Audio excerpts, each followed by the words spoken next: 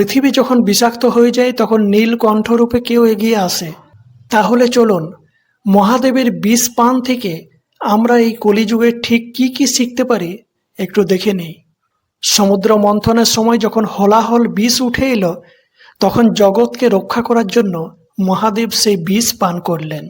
এই ঘটনা থেকে আমরা শিখতে পারি অভিভাবক তিনি, যিনি সংকট থেকে নিজের পরিবারকে রক্ষা করেন, নিজের পরিবারের সব দায়িত্ব নিজের কাঁধে তুলে নেন এবং অন্যদের রক্ষা করার জন্য নিজে কষ্ট সহ্য করতেও দ্বিধা করেন না। মহাদেব বিষ পান করেছিলেন ঠিকই, কিন্তু তিনি তা গিলে ফেলেননি, তিনি তা কণ্ঠে ধারণ করেছিলেন।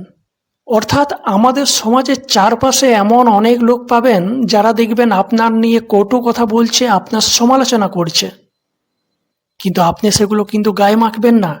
ঠিক মহাদেবের মতন, মহাদেব যেমন সেই বিষকে গিলে ফেলেননি, আবার তাদের পাল্টা কিছু বলতেও যাবেন না, বরং সেই সমালোচনাকে শক্তিতে রূপান্তরিত করে নিজেকে আরও উন্নত করতে থাকুন।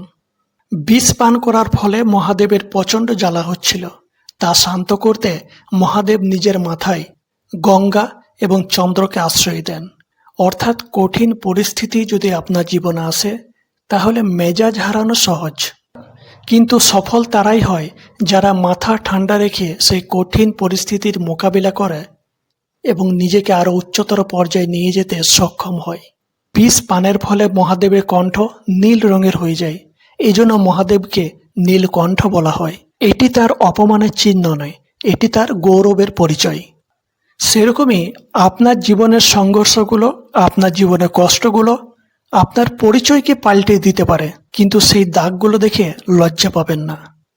আপনার কষ্টগুলোই আপনাকে অন্যদের চেয়ে আলাদা এবং অনন্য করে তোলে। মহাদেবের এই ভিডিওটা কেমন লাগলো কমেন্টে অবশ্যই জানাবেন।